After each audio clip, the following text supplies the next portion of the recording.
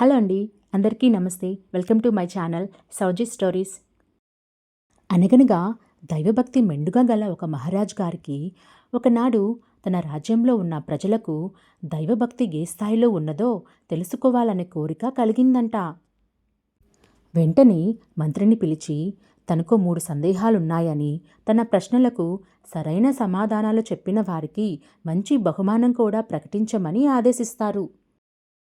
వెంటనే మంత్రిగారు రాజుగారు ప్రశ్నలను తెలుసుకొని, ఇలా ప్రశ్నలను నేరుగా అడిగితే ప్రతి ఒక్కరూ మేమంటూ తమకు తోచిన సమాధానం చెప్పే అవకాశం ఉంటుంది కాబట్టి, ఇలా కాదని చెప్పి మంత్రిగారు చక్కని ఉపాయం పన్ని తెలివిగా, దేవుడు అనేవాడు అసలు ఉన్నాడా?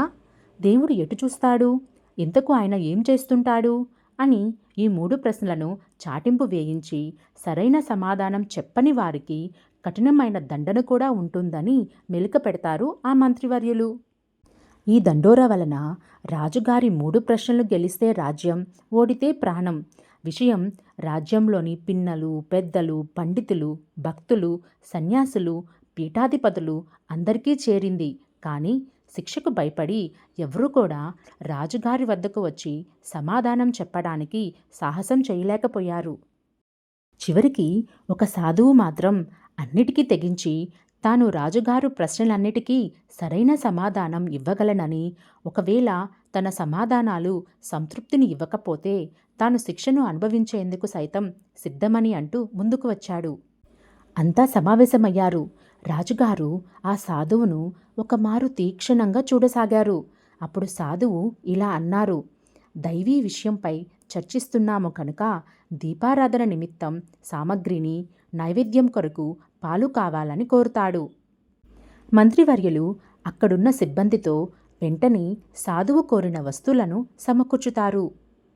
అన్నీ సిద్ధమయ్యాక రాజుగారు ఆ సాధువుతో, మరి ఇక నా సందేహాలను నివృత్తి చేయగలరని కోరుతాడు.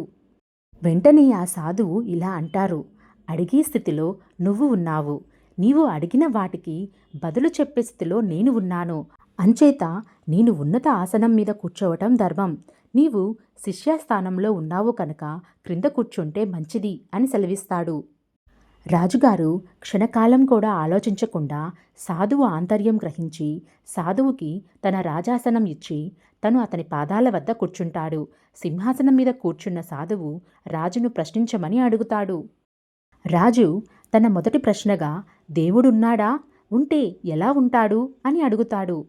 అప్పుడు సాధువు పక్కనే చెంబులో ఉన్న పాలను చూపించి, ఈ పాలలో వెన్న ఉన్నదా అని ఎదురు ప్రశ్న వేస్తాడు. రాజుగారు వెంటనే ఆ పాలల్లో వెన్న ఉన్నది మహాశయ అని బదులు చెబుతాడు. అయితే చూపించు అని అడుగుతాడు ఆ సాధువు. అప్పుడు రాజుగారు, అయ్యా, ఈ పాలను తోడువేసి పెరుగుగా మారిన తర్వాత చిలికితేనే కానీ వెన్న రాదు అని రాజు సమాధానం చెప్పాడు. అప్పుడు ఆ సాధువు దేవుడు ఉన్నాడు, పాలల్లో వెన్న మాదిరి అంతా తానే ఉన్నాడు, కానీ ఆ దైవం గురించి నిరంతర చింతన ఉన్న వాళ్ళకి మాత్రమే దైవ దర్శనం కలుగుతుంది అని సమాధానం చెప్తాడు.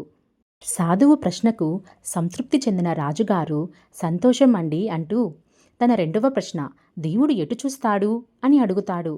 అప్పుడు ఆ సాధువు వెంటనే బదులివ్వకుండా పక్కనే వెలుగుతున్న దీపం చూపించి, ఈ దీపం ఎటువైపు వెలుగునిస్తుంది అని ప్రశ్నిస్తాడు. అప్పుడు రాజుగారు ఆ దీపం అన్ని వైపులకు అని బదులిస్తాడు. అప్పుడు సాధువు దైవం కూడా అన్ని దిక్కులకు చూస్తుంటాడు అని సమాధానం చెప్తాడు. సాధువు చెప్పిన సమాధానానికి తృప్తిపడిన రాజుగారు తన 3వ ప్రశ్నగా, ఇంతకు అసలు దేవుడు ఏం చేస్తుంటాడు అని అడుగుతాడు. రాజా, నువ్వు ఈ రాజ్యానికే అధిపతివి, కానీ నీవిప్పుడు నేల మీద కూర్చున్నావు, నేనేమో సన్యాసిని, నీ సింహాసనంపై కూర్చున్నాను. ఇలా భగవంతుడు క్రిందివాడిని పైకి, పైవాడిని క్రిందికి వారి వారి ప్రారబ్ధాన్ని బట్టి మార్చుతుంటాడు. ఆ రాజు తన 3 ప్రశ్నలకు సరైన సమాధానాలు లభించాయని సంతోషిస్తాడు. అప్పటినుంచి ఆ రాజు తన యందలి భక్తిభావాన్ని మరింత వృద్ధి పొందుకొని అనన్య భక్తిని పొంది ధన్యుడయ్యాడు. ఈ కథ మీకు నచ్చితే వీడియోని లైక్ చేయండి. మరిన్ని కథల కోసం ఛానల్ని సబ్స్క్రైబ్ చేసుకోండి. ఈ కథ ఎలా ఉందో కామెంట్ బాక్స్లో కామెంట్ చేయండి. Thank you for watching. మరొక కొత్త కథతో మళ్ళీ కలుస్తాను. బాయ్.